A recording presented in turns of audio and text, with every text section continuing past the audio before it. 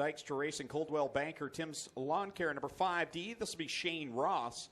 And going from 5th out of Carlisle, voice of the Brighton Speedway. Is that how you say that? Clintstuber? Nicole. Yeah, Clintstuber. The Nicole part was that. Hey, I got to specify with you, bud. I'm up on the chip now. Got me wound up. Off my game. Coming to the green flag, Kyle McKenzie will send this field off down the front stretch, and they race into corner 1. Josh Hansen and Mitch Brown going at it. Hansen way out to the outside. Loses a couple spots, but he'll gather them all back up in the backstretch. He made the backstretch awfully long, going as high as he did, and he took advantage, power down all the way up to the 2nd spot, right behind Mitch Brown. Downtown Mitch Brown, good to see him back here in 2019, full-time the CarQuest Auto Parts. Brown Auto Service, number 10, as he scoots down the backstretch, trying to get away from Josh Hansen. And Hansen's got his own person to deal with, and that is Corey Turner in that Burger Barn 13. Corey Turner looked like he wanted to close the door coming up off of turn 4, thought better of it, and I think that was a wise thought as Josh Hansen had a good run. Now he'll close the door, and Hansen will come down the racetrack and try to make a pass on the inside. Mitch Brown across the stripe ahead of Corey Turner, Josh Hansen, and then Shane Ross and Cole McDonald right now with a good solid run up the top 5. Cole McDonald doing a nice job. Steve Lyons and Jake Brown having a fantastic battle for the 6th spot as the laps wind down. We are already halfway through this one. Mitch Brown driving away more than half a straightaway over Corey Turner.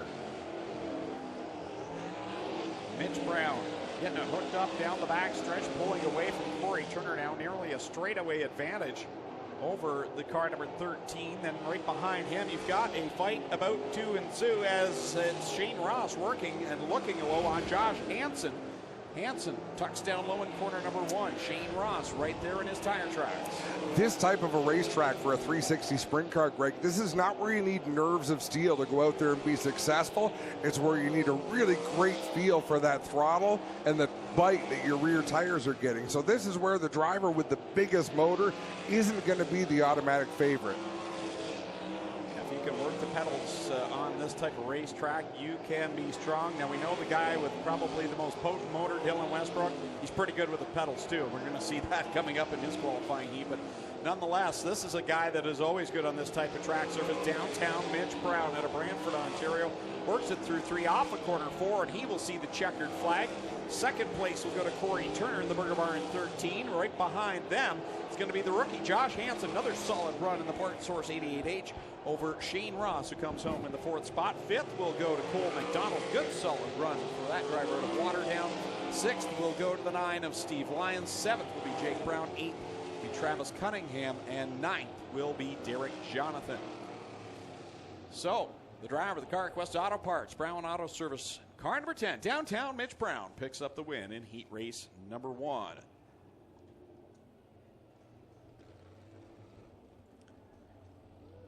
Second qualifying heat ready to come out onto the speedway, going from. They don't, then.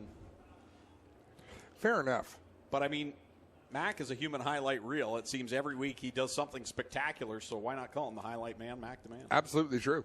That's why I don't like giving you compliments. I've given you plenty the last couple. I even commented that I'm tired of giving you compliments. And you're paying me.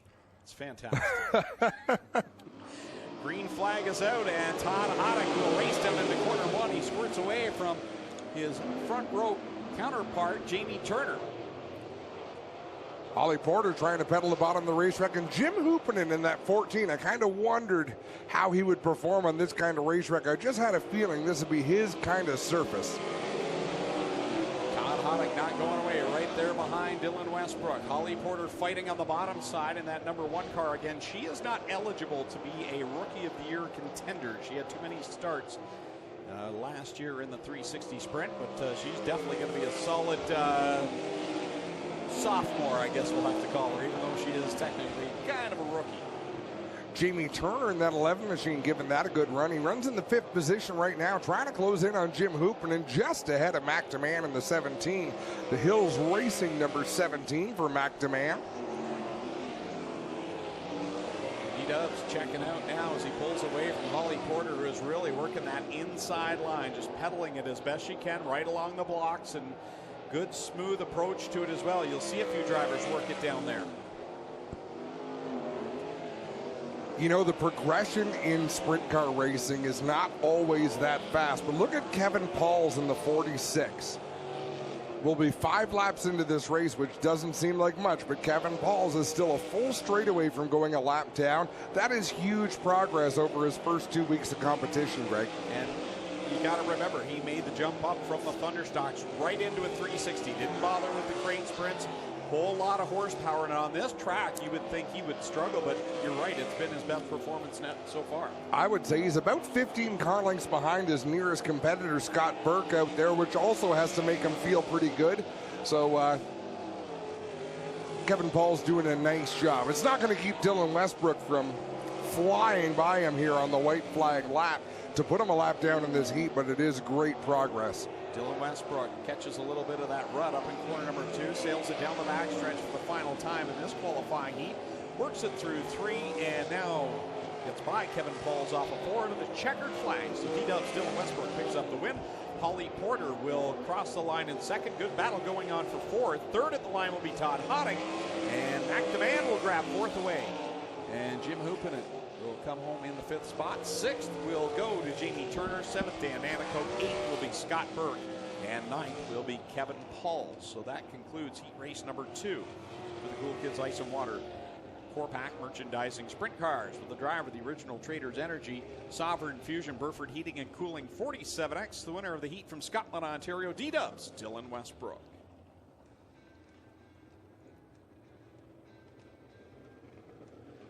Heat race number 3 about to work its way. Caught up in other people's problems for the most part, and night number 1 was one of those nights where it just wasn't meant to be for him, but Mike Thorne can definitely get it done, and it would be good to see him come out with a good solid performance tonight in the Burger Barn Ace 1 Construction 55. It will come. You got to keep smiling, keep showing up, and they certainly are doing that as the green flag flies. Here comes Ryan Turner, dives down in deep on Sean Slider, gets by him, goes in front of Mike Thorne. Here comes Thorne back to the inside and will try and get back by. He will, but the caution flag comes out. Yeah, I don't think Doug Leonard liked that start. Mike Thorne was a little quick on the happy pedal. Yeah, Mike Thorne going to go back a row. That's going to put Ryan Turner on the pole. I'll tell you what, if Mike Thorne went quick, Ryan Turner went just as quick behind him, because he got a great run down the front stretch and grabbed the lead there momentarily and won. So Ryan definitely took advantage of Mike's lead. Souvenir programs on sale. Make sure you get a copy, as at intermission time we'll draw the program prize numbers for that souvenir program.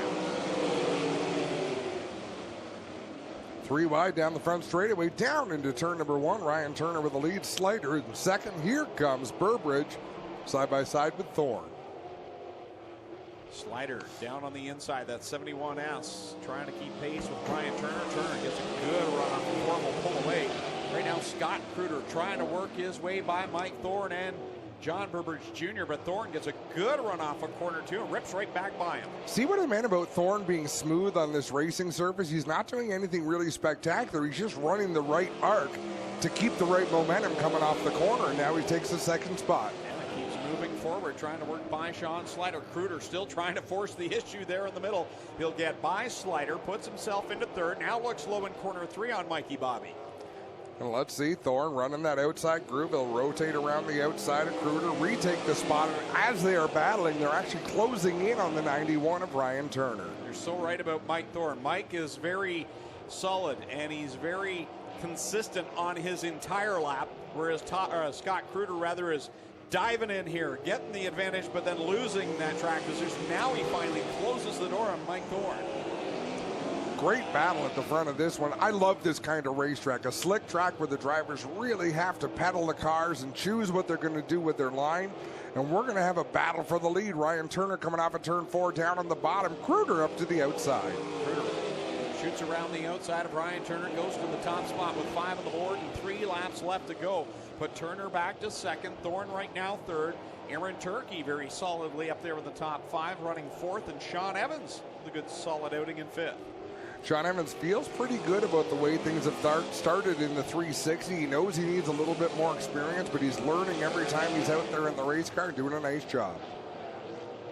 Into corner 3 goes Scott Kruder. He said last week he did everything he could. He felt he had as much speed as he could possibly could have had, but wasn't sure what it was going to take to beat Dylan Westbrook. Well, we'll find out later on in the feature, but he's making a statement here as he dominates here in heat race number 3. Look at the battle at the back of this field with Sean Slider, Scott Shirk, and John Burbridge. They're having a great old time out there as Kruder takes the win in this heat. Ryan Turner second, Mike Thorne third, Aaron Turkey fourth, Sean Evans. Who's it going to be? Shirk at the line over Slider and John Burbridge. So the winner of heat race number 3, rolling through corner number 4, the driver of the Merzac Enterprises Fiberworks Composite car number 49, the straight shooter, Scott Kruder out of Alden, New York.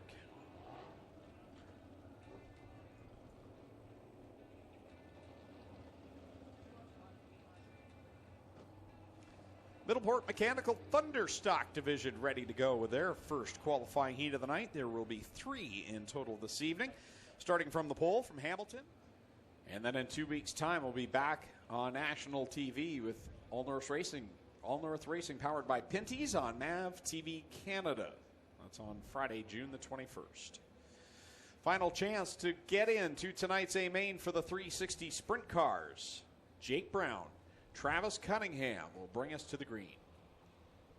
How many get in?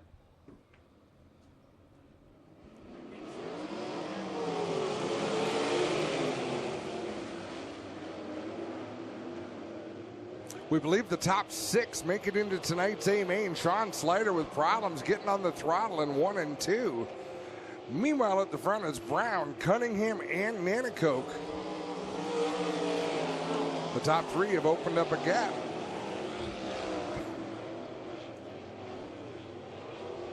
Over 4th place, John Burbridge in that 21. This is the kind of racing surface someone like John Burbridge with a little bit less budget than some of the other drivers, Greg, that they really enjoy because it's an equalizer.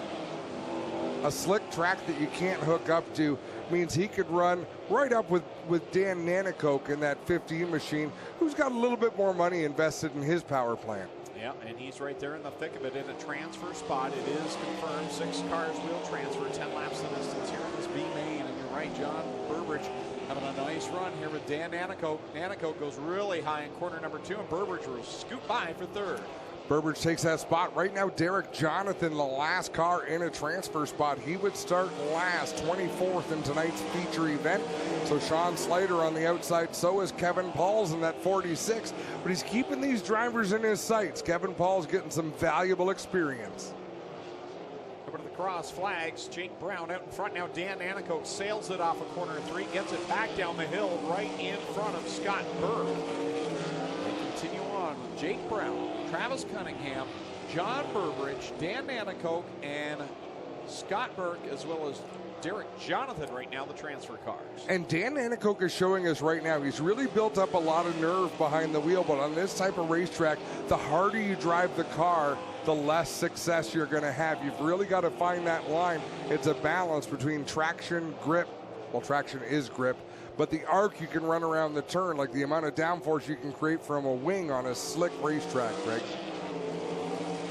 You know, we talked earlier on about Kevin Pauls. I want to touch on him again. He's running a really nice race here in the B-Main. He's running last place in it right now, but he's logging some very important laps. And I'll tell you what, I'm super impressed considering the track conditions tonight and his inexperience in a 360 sprint car. And this is the type of racetrack he needs experience on, because when you don't qualify for the feature, you don't get to race on that smooth, slick surface. You're used to running a tackier heat race surface. Look at John Burbridge to the inside of Travis Cunningham.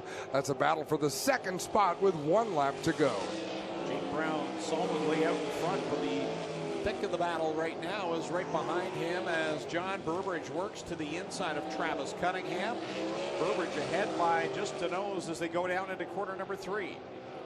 One more time through 3 and 4. The win's going to go to Jake Brown. 2nd place to Cunningham. Burbridge 3rd. Nanacoke 4th. Scott Burke in 5th. And the final transfer spot goes to Derek Jonathan. Sean Slider and Kevin Pauls they're going to have to watch tonight's feature event from the sideline.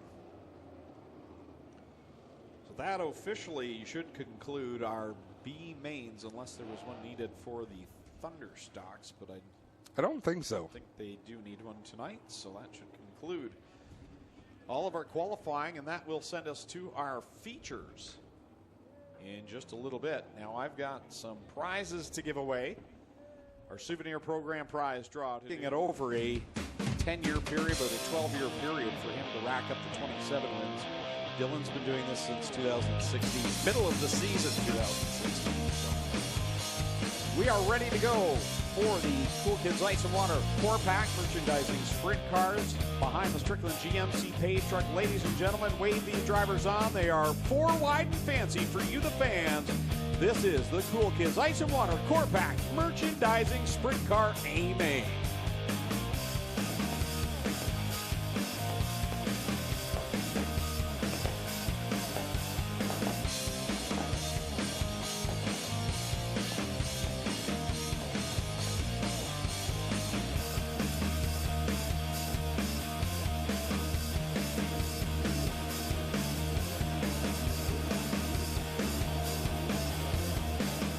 Sprint cars ready to come to life. Ryan Turner, Mac DeMann make up the front row. Kyle McKenzie's got the double green flags in hand. The Strickland GM Pace truck pulls off on the backstretch. Ladies and gentlemen, you came looking for a show. Well, here you go. Let's end all the anticipation as we bring to you our feature presentation.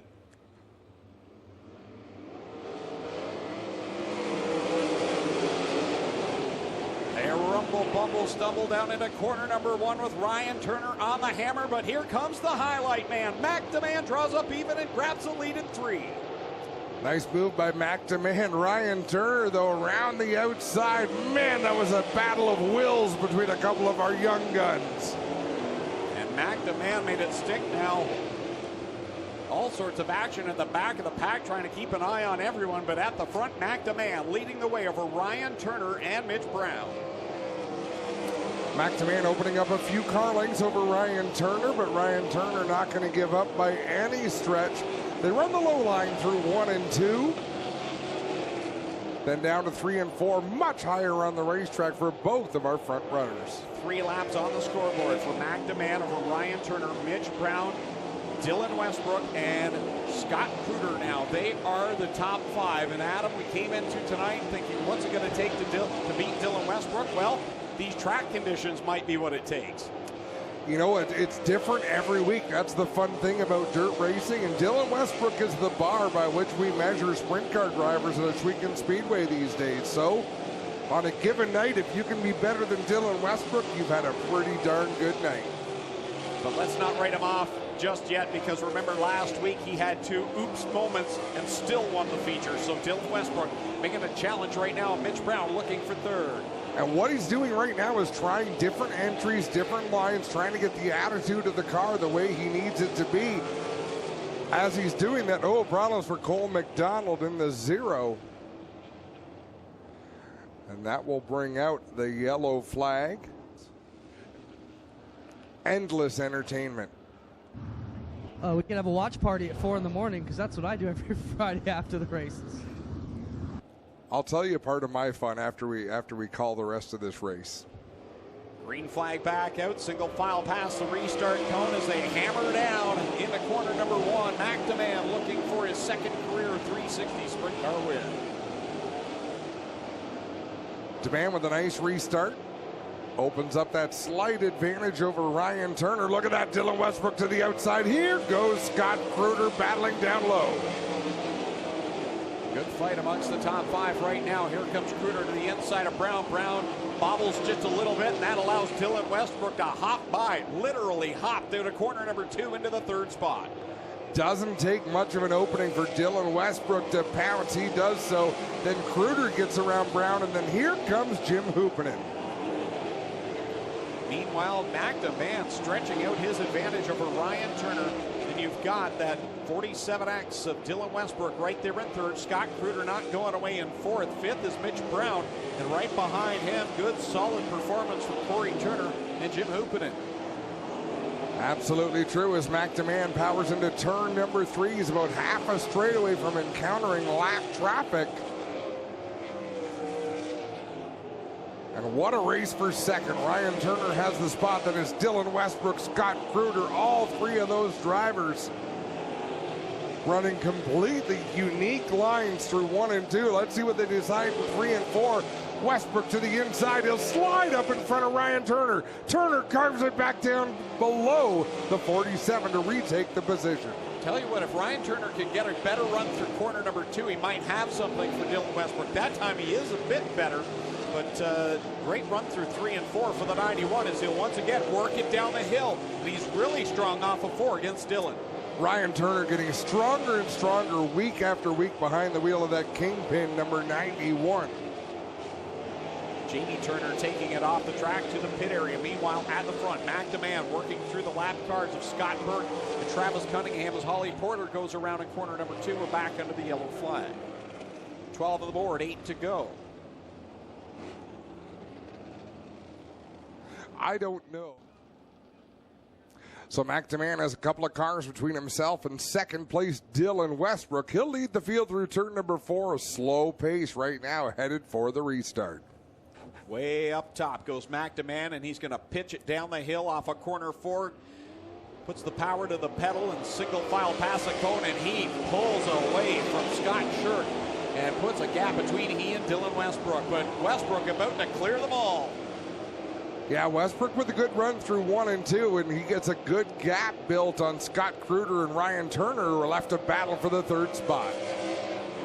McDeman leads lap number 13, 7 laps left to go, and he's got the hottest driver at Ohsweken Speedway chasing him down. Scott Kruger back there in 3rd, following both of them. Wow, Jim Hoopinen with a great run through turn number 2. He closes in on that battle for 3rd on back as McDeman leading the way. Let's have a look at their last lap times. McDeman's faster than Dylan Westbrook by about half a second. Talking about someone having a really good run in corner 2. It's been Jim Hoopin in the last few laps. That time got by Ryan Turner. Didn't do so well this time. But when he gets up in the middle groove, Jim Hoopin's been really good in that troublesome corner 2. So Corey Turner running the extreme bottom off of 3 and 4. Hoopinen had to go up to the high side to get around the slower cars. Wow, look at that pack of cars down the front stretch into turn 1. McDeman will lead the lap. And the difference, 1.594 seconds. McDeman remains quicker than second place Dylan Westbrook. But lap traffic about to come into play here with now. It'll be 3 laps to go this time by. 3 laps left for McDeman, and that Hills Racing Nathan Ackland's Insurance number 17X. Heavy traffic up ahead, but he is holding the pretty wheel right now. Put Scott Burke between he and D-Dubs Dylan Westbrook. Looking at Travis Cunningham next. He'll split down to the inside line. Here comes Westbrook getting by Burke. 2 laps left to go, says Kyle McKenzie. McDeman to the inside of Cunningham, then to the outside of Derek Jonathan, up into the rough stuff in 1 and 2. Hang on to it, Mac. Right in front, Dan Anico got all the way sideways on McDeman, and now D-Dubs is right there. Here they come off of corner 4 to the white flag. Dylan Westbrook with a sniff of the win. 1 more lap to go. In a corner 1 they go. Mac in the middle. D-Dubs up top. He'll come down the bank and gets the run. Can he stick it down in low? No, he tucks it behind. Now goes below on McDeman. Through 3. Off of corner 4. Can Dubs make it stick? He will. 3 in a row for Dylan Westbrook. Oh, McDeman is going to dream about this one for a long, long time. How many times have we said the driver in second has the advantage? The driver in second, all they have to do is what the leader doesn't do. The leader is at a disadvantage. You saw it right there. Not because he did anything wrong, Greg, but because he did not do anything wrong. No, exactly, and you just said it. He had no idea exactly where Dylan was. Or scoots by on the final lap, makes it 3 in a row, 25 career wins, pulls within 2 of the all-time win list at Ohsweken Speedway with 27 that dmstyres has. So Lone Wolf Fireworks lighting up the sky, celebrating another win for D-Dubs Dylan Westbrook.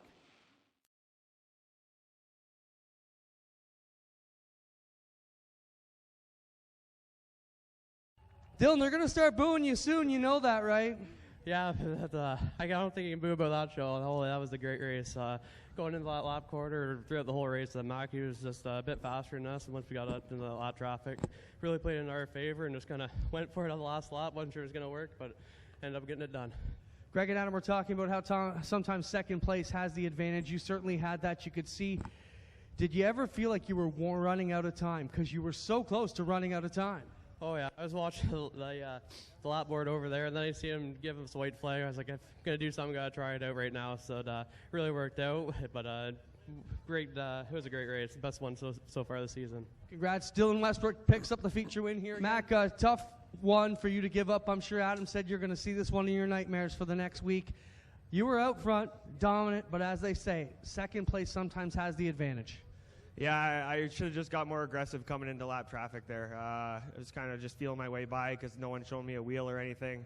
Dylan been behind me for 5 laps or so over the last caution, so I thought, he hasn't got me yet. Take your time, get through lap traffic. But coming up to those lap guys, last corner, I didn't want to throw the slider and come out of 4 with no momentum. So I ran my line I've been running all race, and there comes Dylan. So I don't know. We run out of the same shop, so we'll go back and have a beer over it. It's disappointing, but you can't complain with second. I mean, it sucks like that, but in the grand scheme of things, you got to be happy to be on the concrete. You're having a good start to your season, Matt. Congrats. Yeah, I just got to thank my girlfriend for letting me be out here tonight. I'm supposed to be at a concert. You're still there, man, but tough track conditions. These guys had a heck of a race. You guys were going at it in the middle of the pack. Still a good night, man, when you can end up here. Yeah, it's always good to be in the top 3. Obviously, we really want to win. Tonight, it was a little bit more getting the car better than I was, driving it the best I could. Just need to get a little better. I don't know if we went too far or didn't go far enough. Obviously, the track's really slick, but it was fun. It was a good race. We had caught Dylan there for a minute, and then I don't know. I just couldn't really get any more out of it. So, happy to be here. Got to thank the Hoddicks for putting me in this thing. It's always fun to drive this car. I would have loved to win tonight, but tonight's for our buddy Hawk. He passed away this week, so dedicating this one to him. Hopefully we can get a win for him. Have a safe drive home, Scott. Thank you. How about a hand for our top 3 nights?